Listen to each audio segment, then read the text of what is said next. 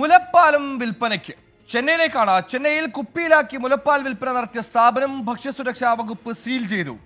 മാധവാരത്തെ life vaccine സ്റ്റോറാണ് പൂട്ടിയത്. സ്ഥാപന ഉടമ മുത്തയ്ക്കെതിരെ ഭക്ഷ്യസുരക്ഷാ വകുപ്പ് കേസെടുത്തു.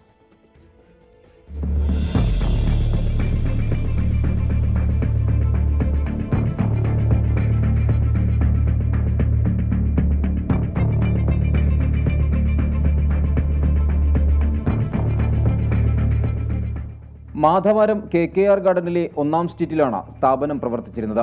3 ദിവസം മുൻപാണ് ഭക്ഷ്യസുരക്ഷാ വകുപ്പിന് സ്ഥാപനത്തെ സംബന്ധിച്ച് പരാതി ലഭിച്ചത്. 2 ദിവസത്തെ നിരീക്ഷണത്തിന് ശേഷം ഇന്ന് സ്ഥാപനത്തിലെത്തി പരിശോധന നടത്തി.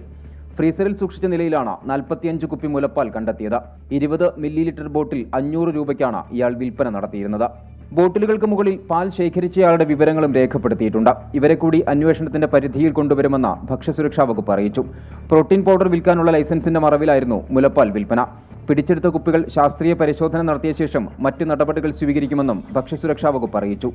24 ചെന്നൈ. വിധി ദിനത്തിൽ 24 മാജിക് ജൂൺ 4 ചൊവ്വാഴ്ച രാവിലെ 5 മണി മുതൽ 24-ൽ.